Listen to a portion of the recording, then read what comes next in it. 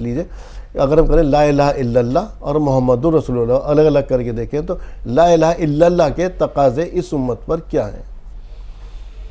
السلام علیکم ورحمۃ اللہ وبرکاتہ۔ الحمدللہ رب العالمین والصلاة والسلام علی رسول الکریم وعلی آلہ وصحبہ اجمعین، اما بعد، اعوذ باللہ من الشیطان الرجیم، بسم اللہ الرحمن الرحیم۔ جو احکام شریعت آپ کا پروگرام ہے، یہ واقعی بہت بڑھیا پروگرام آپ نے مرتب کیا ہے۔ تہذیب ٹی وی جو ہے مبارکباد کا مستحق ہے۔ آج کا جو آپ کا سوال ہے وہ سب سے اہم ترین سوال ہے، کیونکہ ایمان میں آنے کے بعد آپ کو لا الہ الا اللہ پہ ہی آنا پڑے گا اور محمد رسول اللہ پہ۔ آپ کا جو سوال ہے کہ لا الہ الا اللہ کے تقاضے کیا ہیں، اصل میں الہ کہتے ہیں معبود کو، اللہ کو اکیلا معبود ماننا اور اپنی خواہشوں کو ختم کر کے اللہ کی خواہش پہ چلنا، یہ لا الہ الا اللہ ہے۔ اصل میں اللہ ہمارا رب ہے اور ہمیں یہ بات طے کرنی پڑے گی کہ اب جو کچھ اس نے ہمارے لیے مرتب کر دیا شریعت میں، اپنے رسول کے ذریعے جو تعلیمات بھیج دیں، وہی ہمارے لیے ٹھیک ہیں، انہی پہ ہم زندگی گزار کے فلاح پا سکتے ہیں، اسی پہ زندگی گزار کے ہم جنت پا سکتے ہیں، اللہ کا قرب پا سکتے ہیں۔ تو لا الہ الا اللہ کا سب سے بڑا جو تقاضا ہے وہ احکام شریعت کا فالو کرنا، کہ ہم شریعت جو بھیجی اللہ نے اپنے نبی کے ذریعے اسے فالو کریں، اس کی منع کردہ چیزوں سے رکیں، اس کی اجازت کردہ چیزوں کی طرف مائل ہوں۔ صرف اللہ ہی عبادت کے لائق ہے، لا الہ الا اللہ، اللہ کے سوا کوئی عبادت کے لائق نہیں۔ ایک اور چیز آتی ہے یہاں پہ، اللہ تعالیٰ نے کہا میں نے انسان اور جنوں کو اپنی عبادت کے لیے پیدا کیا، بندگی کے لیے۔ جی بندگی، تو اس سے کیا مراد ہے؟ ذرا اس کے بارے میں تھوڑی وضاحت کریں۔ یہاں اصل میں اللہ کی مراد یہ ہے کہ انسان اور جنوں کو اللہ نے تمام تر چیزیں، جتنی بھی کائنات میں چیزیں، سب انسان کے لیے بنائی، اور باقی چیزوں کو اللہ نے انسان کو اور جن کو اپنی عبادت کے لیے بنایا۔ بندگی کہتے ہیں غلامی کو۔ جی، غلام کے معاملے میں میں ایک قول بتاتا ہوں آپ کو، حضرت بلال بن برہ رضی اللہ تعالیٰ عنہ، جی، ان کا قول یہ ہے، جب کسی نے ان سے پوچھا کہ بلال، ایک غلام کی کیا پہچان ہے، کیا صفت ہونی چاہیے، تو ان کا جواب بڑا حسین تھا کہ اصل غلام وہ ہے جس کی نظر اپنے مالک کے اشارے پہ رہے اور کان اس کی آواز پہ رہے۔ تو ہمیں ہر ٹائم اللہ کی بندگی میں رہنا ہے۔ اللہ 24 گھنٹے معبود ہے، تو ہمیں بھی 24 گھنٹے بندہ بننا ہے۔ بندگی کوئی 4-6 گھنٹے کی نہیں ہے نوکری کی طرح، بلکہ غلامی ہے 24 گھنٹے کی۔ آپ 5-10 منٹ کی نماز پڑھ کے ابھی آپ نے کہا نا کہ اللہ تعالیٰ نے، جیسے میں نے بھی کہا کہ جن کو اور انسان کو اپنی عبادت کے لیے پیدا کیا، ابھی آپ نے کہا بندے کی غلامی کے لیے کہ ہمیں 24 گھنٹے عبادت کرنی۔ انسان 24 گھنٹے تو عبادت نہیں کرتا۔ روزہ نماز کتنی دیر، نماز 5 ٹائم کی پڑھ بھی رہا ہے، ساری نمازیں پڑھ لگا 2-2.5 گھنٹے لگ جائیں گے 5 ٹائم کی نماز میں۔ نہیں تو عبادات کا مفہوم ہی غلط سمجھا ہوا ہے نا۔ نہیں، میں کہہ رہا ہوں عبادات صرف نماز روزہ کا نام تھوڑی ہے، عبادات تو یہ بھی ہیں۔ تو میں وہی جاننا چاہ رہا ہوں 24 گھنٹے عبادات کے اندر، جیسے ابھی آپ نے ذکر کیا غلام کا، غلام کا مطلب تو یہ ہوا 24 گھنٹے کی غلامی ہو گئی۔ 24 گھنٹے کی عبادت ہے۔ ایمپلائی اور غلام میں فرق ہے، سمجھے؟ جیسے ابھی آپ کہہ رہے تھے، تو غلام تو کسی چیز کو منع ہی نہیں کر سکتا، تو وہ 24 گھنٹے کی عبادت کیسے کرے، ذرا اس کے بارے میں تھوڑا۔ وہ جو ہے معاملہ، اس کے لیے آپ کو یہ دیکھنا پڑے گا کہ اس نے کیا کیا حکم دیے۔ آپ کو دکان پہ کیسے رہنا ہے، آپ کو آفس میں کیسے رہنا ہے، آپ کو جس چینل پہ آپ کام کر رہے ہیں اس کے لیے کتنا ایماندار رہنا ہے، ہر چیز کا ایک معاملہ اللہ نے آپ کے لیے طے کر دیا۔ اگر آپ اسے فالو کرتے ہوئے، اس کے قانون کو، اس کی شریعت کو، اس کے رسول کے طریقے کو فالو کرتے ہوئے زندگی گزارتے ہیں، آپ یقین کریں آپ 24 گھنٹے عبادت میں ہیں۔ ہم عام طور سے اس وقت بچوں کو کلمہ سکھا دیتے ہیں، کلمہ طیبہ، کہ لا الہ الا اللہ محمد رسول اللہ۔ بچہ بڑی تتلی آواز میں پڑھ بھی لیتا ہے اور ہمارا کام ختم، کہ بچے نے کلمہ سیکھ لیا بس۔ اس کلمے کو راسخ کیسے کیا جائے اس کے دل میں، کیونکہ جب تک یہ ہمارے دل میں راسخ نہیں ہوگا تو آنے والے معاشرے کا جو وہ حصہ بنے گا تو ایک صحت مند معاشرہ نہیں وجود میں آئے گا۔ اصل میں تو بڑا اہم ترین سوال آپ نے کیا ہے، یہ بڑا ضروری ہے لوگوں کو بتانا کہ جو لا الہ الا اللہ ہے نا، اسے آپ خود عمل کر کے دکھاؤ بچوں کو۔ بچے ہوتے ہیں آبزرور۔ اگر آپ کے عمل میں بچے لا الہ الا اللہ دیکھیں گے کہ ہمارے باپ کا جو رب ہے، ہماری ماں کا جو رب ہے، وہ ایک الہ اللہ ہے، انہوں نے رب اپنی خواہشات کو، اپنے کاروبار کو، اپنے گھر کو، اپنے کپڑوں کو نہیں بنا رکھا، تو پھر ان کے دلوں میں بھی اللہ اسی طرح راسخ ہوا جیسے اپنے ماں باپ کو کرتے ہوئے دیکھیں گے۔ تو سب سے ضروری عمل ہے لا الہ الا اللہ۔ کہ کلمے کو راسخ کرنے کا طریقہ اپنا، وہ کیا کیا ہمارے عمل ہونے چاہیے جس سے کہ بچے کو یہ کہ دماغ میں کلمہ راسخ ہو جائے؟ سب سے پہلے تو آپ اپنے اندر اللہ کو اتاریں کہ آپ اللہ کو ایک الہ مانتے ہیں، اور وہ آپ کی ایکٹیویٹیز سے ظاہر ہونا چاہیے. نیت تو آپ کے اندر ہے، باقی تو آپ کی حرکتیں دکھ رہی ہیں. مان لو آپ کے دروازے پہ کوئی آیا اور آپ نے اپنے بچے سے کہہ دیا کہہ دو ڈیڈی نہیں ہے، تو وہ آپ اسے جھوٹ سکھا رہے ہیں جو شریعت کے خلاف ہے. تو وہ آپ لا الہ الا اللہ کے خلاف اسے دے رہے ہیں معاملہ. وہ اس ٹائم معصوم ہے، نہیں بولے گا، لیکن بڑے ہونے کے بعد اس کے اوپر یہ بات ہر حال میں آیا ہو جائے گی کہ میرے باپ نے مجھے یہ سکھایا. ایسی اور معاملہ ہے، مان لو کسی کے پیسے آپ کے پاس ہیں اور آپ اسے ٹائم پہ پیسے نہیں دے رہے، بچہ آپ کا دیکھ رہا ہے کہ آپ بحث کر رہے ہیں، تو وہ اس کا چھوٹا معصوم دل ہوتا ہے، اسے لگے گا کہ اسی طرح کرنا چاہیے، لوگوں کو چکر کٹانے چاہیے، ان کے پیسے نہیں دینے چاہیے، وعدہ خلافی جو ہے وہ ٹھیک ہے. تو یہ آپ لا الہ الا اللہ کے خلاف کر رہے ہیں. لیکن جب آپ لا الہ الا اللہ کو فالو کرو گے اپنی زندگی میں، اور بچہ یہ دیکھے گا کہ میرا باپ ایک نیک آدمی ہے، لوگوں سے جو وعدہ کرتا ہے بات کرتے ہوئے ہر چیز میں انشاءاللہ، ماشاءاللہ، الحمدللہ، ان سب چیزوں کا یہ بھی چیزیں رکھیں، لیکن یہ پہلے اپنے عمل میں اتاریں، زبانی نہ ہو. اصل میں قرآن یہ کہتا ہے کہ تم وہ کہتے کیوں ہو جو کرتے نہیں. تو ماشاءاللہ، الحمدللہ، یہ آپ کی زندگی میں اترنا چاہیے، زبان پہ نہیں صرف. کیونکہ ایسا نہ ہونا کہ آپ صرف زبانی جمع خرچ کر رہے ہوں، اس کا بھی بڑا غلط اثر پڑتا ہے. یہ منافقت ہے کہ آپ کے عمل میں تو کوئی چیز نہ ہو اور آپ ظاہر وہ چیز کر رہے ہیں. اور منافقوں کے بارے میں اللہ نے قرآن میں یہ کہا ہے کہ یہ کافروں سے بھی نچلے درجے میں ہوں گے دوزخ میں. تو اس لیے بہت ڈرنے کی بات ہے. ہمیں اپنا کہنا کرنا ایک کرنا ہے، جتنا ہم کہیں اتنا عمل کر کے اگر ہمارے عمل میں اور اس میں تضاد ہے، پھر تو منافق کے درجے میں آ گئے نا. نہیں، اصل میں کمزوری ہو سکتی ہے، کمزوری ہوگی. ہاں، منافقت تو یہ بھی ہے نا کہ جڑیں کھودنا، کہ دل میں آپ کے کلمہ ہو ہی نہ. یہ تو گناہوں کی طرف آدمی مگر بالکل ایک طرف سے خارج. ہاں، نہیں، ایک دم خارج نہیں ہوتا، اور وہ مطلب اس کا علاج کر سکتا ہے. اسے بیماری کہا، دل کی بیماری منافقت کو، تو بیماری کا تو علاج ہوتا ہے نا. اور منافقت کا جو علاج ہے وہ انفاق ہے، زیادہ زیادہ اللہ کی راہ میں بانٹیں. جو چیزیں اللہ نے آپ کو دی ہیں، وہ چاہے صحت ہو، علم ہو، پیسہ ہو، خوبصورتی ہو، آپ کا رتبہ ہو، آپ کی بات ہو، آپ کی سفارش ہو، وہ ان محرومین میں بانٹیں جنہیں یہ چیزیں نہیں ملی. آپ نے کہا عمل سے اس کو، بچے کو یا اس کو سکھائیں. اگر یہ لا الہ الا اللہ ہی ہمارے ساتھ ہوگا تو وہ ہمارے سارے کام، چاہے ہماری دکان کا ہے، آفس کا ہے، اگر ہمارے سر پر یا یہ سوار ہو گیا کہ ہمارے دلوں میں راسخ ہو گیا اللہ ایک ہے، تو پھر تو یہی 24 گھنٹے کی عبادت بن گئی نا. ہمارے کھانا پینا، وہی تو میں نے شروع میں کہی تھی، اللہ کا حکم کیا ہے، ہمارا اٹھنا بیٹھنا، کھانا پینا، یہاں تک کہ بیوی کے پاس جانا بھی عبادت ہے. ہاں، تو وہ ساری چیزیں سب وہ جو ایک طریقہ بتا دیا ہے، کانسٹیٹیوشن ہے یہ. اچھا، اب اس کے آگے آتے ہیں محمد الرسول اللہ. اب اس کے کیا تقاضے ہیں، ذرا اس کے بارے میں تھوڑا بتا. اصل میں سورہ حشر کی 7 نمبر آیت میں اللہ رب العزت نے یہ بات کہی ہے کہ نبی جو تمہیں دیں وہ لے لو، جس سے روکے اس سے رک جاؤ. یہ محمد الرسول اللہ ہے، جو نبی اکرم صلی اللہ علیہ وسلم کی حد درجے کی محبت، حد درجے کی اطاعت، حد درجے کی پیروی کہتے ہیں پیر پہ پیر رکھنے کو. تو اگر آپ حد درجے کی پیروی رسول اللہ صلی اللہ علیہ وسلم ہی کریں گے. حضور نے ایک بار یہ بات فرمائی کہ تم مومن ہو ہی نہیں سکتے جب تک تمہیں اپنے ماں باپ، بہن بھائی، مال متا، ہر چیز سے زیادہ جو ہے، میں اپنی جان سے بھی زیادہ میری محبت. محمد رسول اللہ. ہاں، محمد رسول اللہ کے لیے میں ایک آیت بہت خوبصورت پیش کر دوں. سورہ احزاب کی 21 نمبر آیت ہے کہ اس میں اللہ نے یہ بات کہی ہے کہ حضور صلی اللہ علیہ وسلم میں تمہارے لیے بہترین نمونہ ہے. اس پر بے شک اسوہ ہے ہمارے لیے. ہاں، تو ان کی پوری زندگی ہمارے لیے اسوہ ہے. ہم معاشرے میں دیکھتا ہوں میں کہ صرف حلیہ لے لیا جاتا ہے حضور کا. اصل چیز رویہ ہے حضور کا.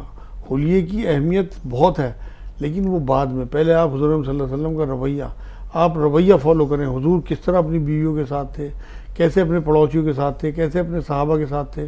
دیکھیے قرآن میں اللہ نے ایک جگہ یہ تک کہا ہے حضور صلی اللہ علیہ وسلم کو کہ آپ جو ہے نرم دل ہیں.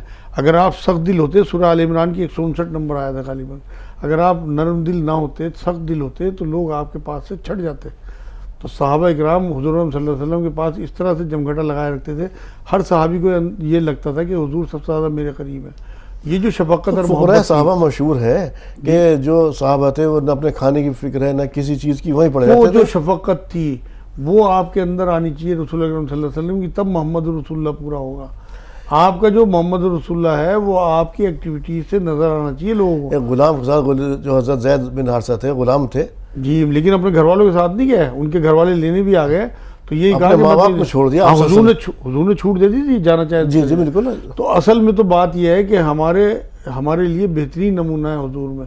تو محمد رسول اللہ تب پورا ہوگا جب ہم حضور کا حلیہ، حضور کا رویہ، حضور کی ایکٹیویٹیز، حضور کا مشن، کیا مشن تھا حضور آخری خطبے میں کہہ کے گئے کہ جو یہاں موجود ہیں وہ ان تک پہنچا دیں جو یہاں موجود نہیں ہے. تو وہ جو پیغام حضور صلی اللہ علیہ وسلم لے کے آئے تھے قرآن کا پیغام اسے اپنی زندگی میں اتاریں, لوگوں تک پہنچائیں جو محروم ہیں ان تک قرآن نہیں پہنچا, تب آپ محمد رسول اللہ کو پورا کرنے والے بنیں گے.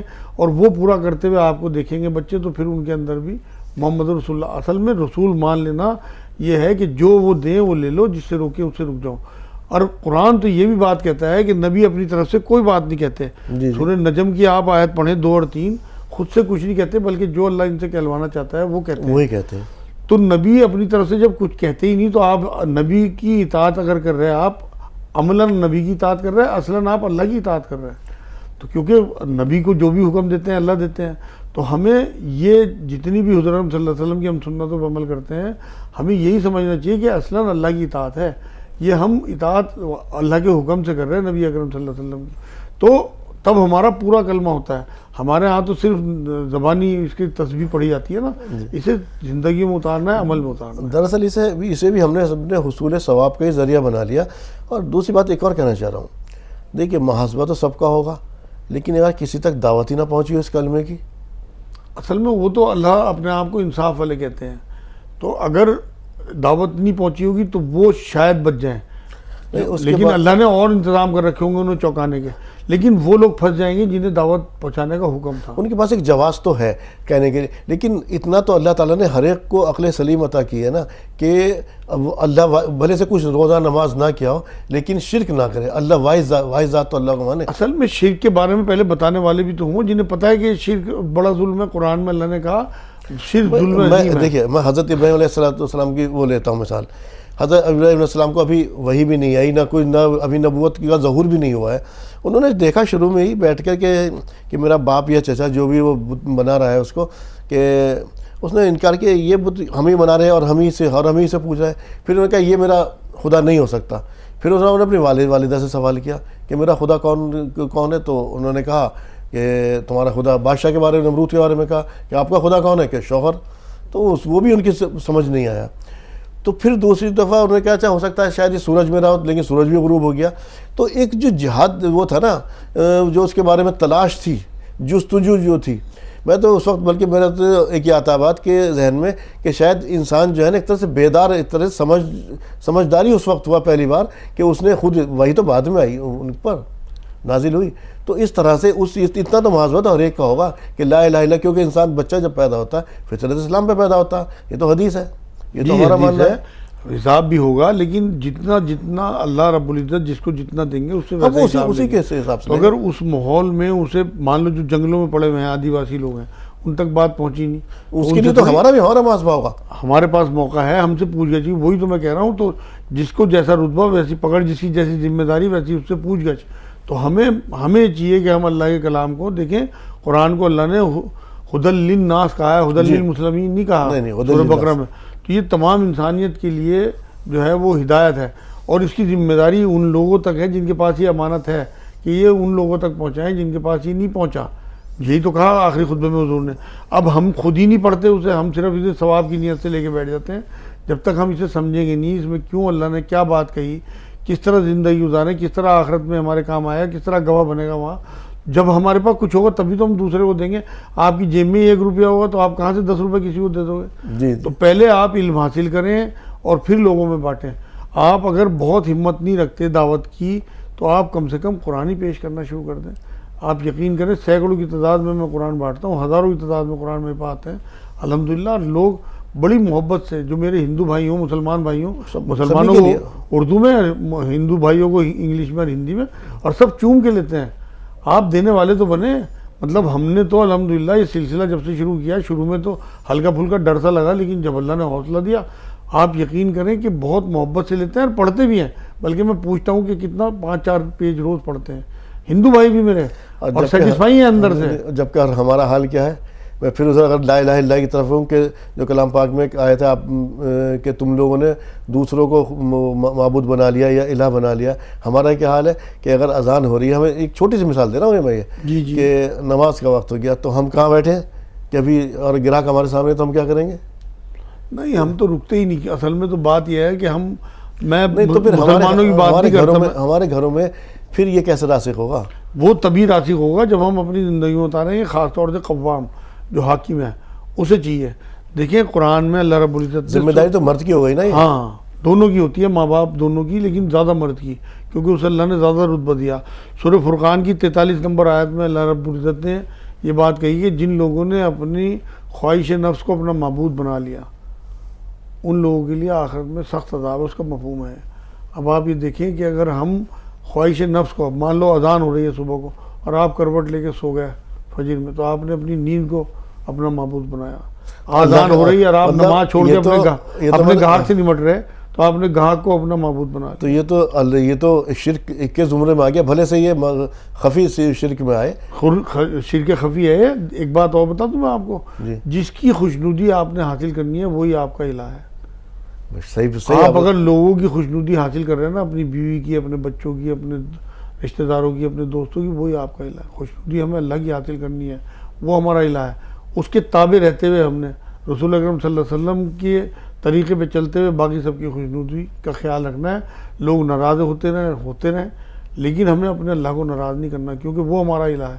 لا الہ الا اللہ جب پورا ہوگا جب آپ اللہ کی پرواہ کریں گے, لوگوں کی پرواہ نہ کریں, لوگوں کا خیال کریں, محبت کریں, ان کے لیے خیر خواہی چاہیں, ان کے لیے جتنا بھی آپ سے ہو سکے رحمت بنے, لیکن آپ کسی بھی قیمت پہ آپ ان کے لیے اپنے اللہ کو نہیں چھوڑ سکتے. چاہے وہ نیند ہو, چاہے وہ کاروبار ہو, چاہے وہ بیوی بچے ہوں. اچھا ایک دوسری اور چیز ہے, اگر ہمیں کسی چیز کی خواہش ہوتی ہے یا کسی چیز کی ہمیں ضرورت ہے تو ہمارا طریقہ کار تو ہم تو اللہ کو جب ہی مانیں گے نا, لا الہ الا اللہ کہ نہیں ہے کوئی معبود اللہ کے سوا. جب ہم کسی چیز کی ضرورت ہوئی تو اللہ سے ہی مانگیں گے. ہمارا طرز عمل کیا ہوتا, کسی دوسرے سے کہہ دیا, اس سے کہا, اس کی خوشامد کر رہے ہیں. تو حالانکہ کہہ دینا کسی سے یہ کہ کوئی غلط چیز نہیں ہے, انسانیت ایسی ہے, ایک دوسرے کام بھی آتے ہیں, لیکن ہمارا مانگنا تو اللہ سے. آپ صلی اللہ علیہ وسلم نے یہ کہا کہ اگر تمہیں تسمیہ کی بھی ضرورت ہو تو اللہ سے مانگو. ذرا اس کے بارے میں کچھ بیان کیجیے. اصل میں ہم زبانی کہتے ہیں ایاک نعبد و ایاک نستعین, جی ہمیں اسے عمل میں لا کے دکھانا پڑے گا تب کام ہوگا. اللہ کو ہمارے دلوں کا حال پتہ ہے. ہم کیا کرتے ہیں کہ سب سے لاسٹ میں اللہ کی طرف رجوع ہوتے ہیں. جب ہماری کشتی جو ہے وہ بھور میں پھنس جاتی ہے نا, تب ہم اللہ کی طرف رجوع کرتے ہیں. حضرت جو ان کے ابو جہل کے بیٹے تھے نا, حضرت اکرمہ ابی جہل, جب وہ بھاگے ہیں ناؤ میں اور جب کشتی ان کی پھنس گئی بیچ میں, تو وہاں بھور میں لوگوں نے لا الہ الا اللہ کہنا شروع کرا, اللہ کو یاد کرنا شروع, انہوں نے بھی. تو انہوں نے بھائی جب مجھے یہاں اللہ کو یاد کرنا پڑ رہا ہے تو میں بھی وہاں سب کے بیچ میں نہیں کروں گا, لوٹ کے آئے اور کلمہ پڑھ لیا. اور اللہ نے اسی اللہ کے ذریعے کشتی بچا دی. ہاں بالکل, کشتی ڈوب رہی تھی, پورے ہچکول آ رہے. تو یہ جو فیصلہ ہے یہ ہمیں اصل میں, اگر ہم اپنے مصیبتوں کے دنوں میں اگر اللہ کو یاد رکھیں تو آپ یقین کریں مصیبتوں کے دن ہی نہ آئیں. قرآن میں اللہ رب العزت نے یہ بات کہی ہے سورہ بقرہ میں کہ میں تمہیں 5 چیزوں سے آزماؤں گا, خوف سے, بھوک سے, جان مال کے نقصان سے اور تمہاری فصلوں کے نقصان سے. اگر ہم ہر نقصان پہ یہ سوچیں کہ اللہ کی آزمانے کا طریقہ ہے, قرآن میں اللہ نے 2-3 جگہ یہ بات کہی کہ کیا تم نے یہ سمجھ رکھا ہے کہ تمہیں ایسی جنت مل جائے گی, ابھی تو میں آزماؤں گا تمہیں. تو آزمانا اللہ کی سنت لازماً آزمائیں گے. ہاں, آزمانے کی جب بات آتی تھی تو صحابہ خوش ہوتے تھے کہ اللہ کا وعدہ سچا ہے کہ اس نے آزمائی ڈالی ہمارے اوپر, وہ پریشان نہیں ہوتا. ہم تو توبہ مچانے لگتے ہیں. یہ تو جب امت مسلمہ میں جو خلفاء کا دور آ گیا ہے, خلفاء راشدین کا, اور جو پیسے کی سب چیز کی افراط ہو گئی, تو ایک صحابی کا مجھے نام تو نہیں, انہوں نے کہا کہ مجھ سے تو اچھا مسیب بن زبیر وہ تھے, اور جو صحابہ تھے جو شہید ہو گئے, کیونکہ اس وقت بڑی تنگی کے حالات دیکھیں کہ جب وہ ان کو دفنایا گیا ہے تو چادر جو تھی کبھی کھولتے تھے تو پیر کھل جاتے تھے, کبھی سر کھل جاتا تھا. بولے کہیں مجھے تو ایسا کہ اللہ تعالیٰ ہماری جو ہم نے نیکیاں کی اس کا بدل نہ دے رہا ہو. ان کے دل میں اتنا خوف ہوتا تھا. ہاں, اصل میں وہ لوگ بڑی محبت کرتے تھے. قرآن میں اللہ رب العزت نے سورہ بقرہ 165 نمبر آیت میں کہا کہ ایمان والے اللہ سے شدید تر محبت رکھتے ہیں. مطلب ان کا تو چاہے آزمائش ہو اور چاہے انہیں خوشیاں ملے, نہ وہ آزمائش پہ پریشان ہوتے ہیں نہ وہ خوشیوں پہ اتراتے ہیں. ایسے ہی لوگ اللہ کو پسند ہیں. اصل میں لا الہ الا اللہ کا سب سے پہلے علم سیکھنا ضروری ہے. قرآن میں سورہ محمد ہے 47 نمبر سورت صلی اللہ علیہ وسلم, اس کی آیت میں 19 نمبر آیت میں اللہ نے یہ کہا ہے کہ سب سے پہلے علم سیکھو لا الہ الا اللہ کا. تو یہ حکم ہے کہ ہمیں اپنی اولادوں کو بھی اور اپنے آپ بھی سب سے پہلے لا الہ الا اللہ کا وہ سیکھنا ہے کہ یہ اصل میں علم ہے کیا, اسے کیسے اپنی زندگی میں اتاریں, کس طرح اسے فالو کریں. اس کے بعد محمد رسول اللہ پورا کلمہ کرنے کے لیے پھر حضور اکرم صلی اللہ علیہ وسلم کی پیروی, حد درجے کی محبت, حد درجے کی ان کی اتباع. تب ہمارا معاملہ جو ہے حضور کے ساتھ پورا ہوگا، تبھی اللہ کے ساتھ پورا ہوگا۔ مزار صاحب آپ اسٹوڈیو میں ہیں، میری اور تمام تر ناظرین کی رہنمائی